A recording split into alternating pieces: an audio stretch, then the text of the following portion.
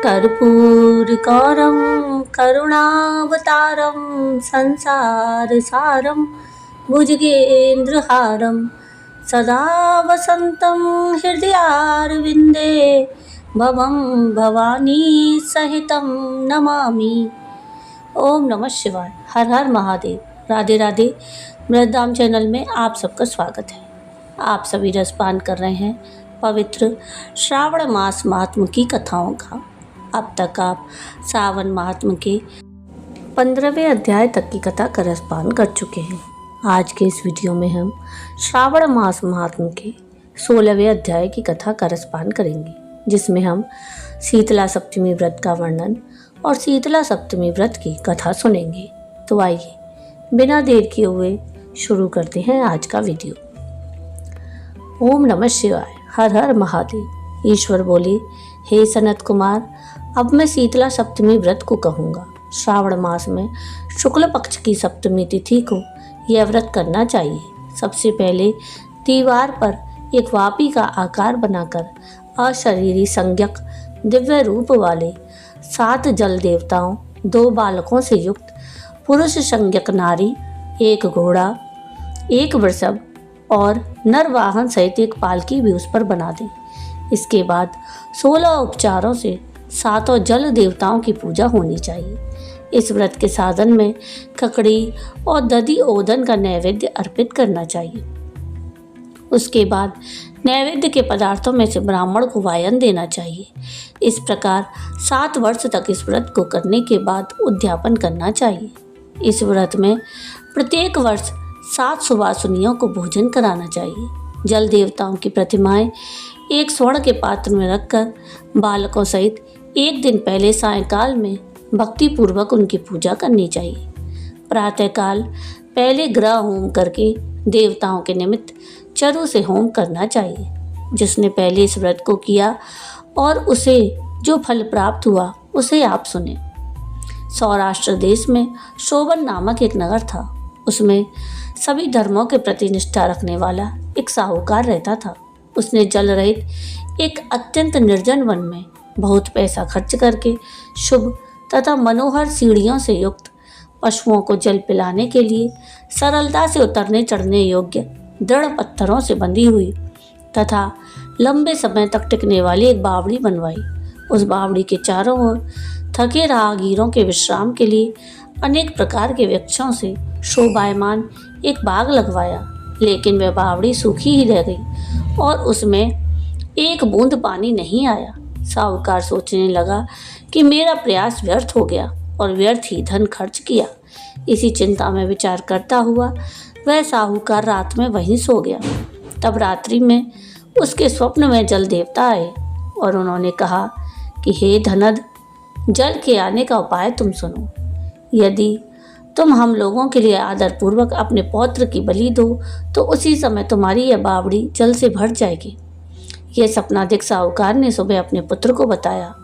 उसके पुत्र का नाम द्रविड़ था और वह भी धर्म कर्म में आस्था रखने वाला था। वह कहने लगा, आप मुझ जैसे पुत्र के पिता हैं। यह धर्म का कार्य है, इसमें आपको ज़्यादा विचार नहीं करना चाहिए। यह धर्म ही है जो स्थिर रहेगा और पुत्र आदि सब नश्वर हैं। अल्प मूल्य से महान वस्तु प्राप्त हो रही है, अतः यह क्रय अति दुर्लभ है। इसमें लाभ ही लाभ है। शीतांशु और चंडासु ये मेरे 2 पुत्र हैं। इनमें शीतांशु नामक जो ज्येष्ठ पुत्र है उसकी बलि बिना कुछ विचार किए आप दे दें। किंतु पिताजी, घर की स्त्रियों को यह रहस्य कभी ज्ञात नहीं होना चाहिए। उसका उपाय ये है कि इस समय मेरी पत्नी गर्भ से है और उसका प्रसव काल भी निकट है, जिसके लिए वे अपने पिता के घर जाने वाली है। छोटा पुत्र भी उसके साथ जाएगा। हे तात, उस समय यह कार्य निर्विघ्न रूप से संपन्न हो जाएगा। पुत्र की यह बात सुनकर पिता उस पर अत्यधिक प्रसन्न हुए और बोले, हे पुत्र, तुम धन्य हो और मैं भी धन्य हूँ जो कि तुम जैसे पुत्र का मैं पिता बना। इसी बीच सुशीला के घर से उसके पिता का बुलावा आ गया और वह जाने लगी। तब उसके ससुर और पति ने कहा कि यह ज्येष्ठ पुत्र हमारे पास ही रहेगा, तुम इस छोटे पुत्र को ले जाओ। इस पर उसने ऐसा ही किया।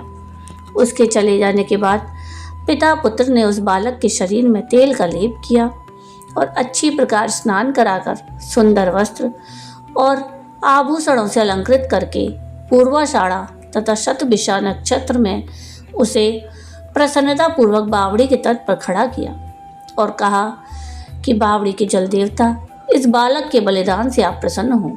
उसी समय वह बावड़ी अमृत तुल्य जल से भर गई। वे दोनों पिता पुत्र शोक और हर्ष से युक्त होकर घर की ओर चले गए। सुशीला ने अपने घर में तीसरे पुत्र को जन्म दिया और 3 महीने बाद अपने घर जाने को निकल पड़ी। मार्ग में आते समय वह बावड़ी के पास पहुंची और उस बावड़ी को जल से भरा हुआ देखा तो वह बड़े ही आश्चर्य में पड़ गई। उसने उस बावड़ी में स्नान किया और कहने लगी कि मेरे ससुर का परिश्रम और धन का व्यय सफल हुआ। उस दिन श्रावण मास के शुक्ल पक्ष की सप्तमी तिथि थी और सुशीला ने शीतला सप्तमी नामक शुभ व्रत रखा हुआ था। उसने वहीं पर चावल पकाए और दही भी ले आई। इसके बाद जल देवताओं का विधिवत पूजन करके दही, भात और ककड़ी फल का नैवेद्य अर्पण किया तथा ब्राह्मणों को वायन देकर साथ के लोगों के साथ मिलकर उसी नैवेद्य अन्न का भोजन किया। उस स्थान से सुशीला का ग्राम 1 योजन की दूरी पर स्थित था। कुछ समय बाद वह सुंदर पालकी में बैठ दोनों पुत्रों के साथ वहां से चल पड़ी। तब वे जल देवता कहने लगे कि हमें इसका पुत्र जीवित करके इसे वापस करना चाहिए, क्योंकि इसने हमारा व्रत किया है। साथ ही यह उत्तम बुद्धि रखने वाली स्त्री है। इस व्रत के प्रभाव से इसे नूतन पुत्र देना चाहिए। पहले उत्पन्न पुत्र को यदि हम ग्रहण किए रह गए तब हमारी प्रसन्नता का फल ही क्या। आपस में ऐसा कहकर उन दयालु जल देवताओं ने बावड़ी में से उसके पुत्र को बाहर निकालकर माता को दिखा दिया और फिर उसे विदा किया।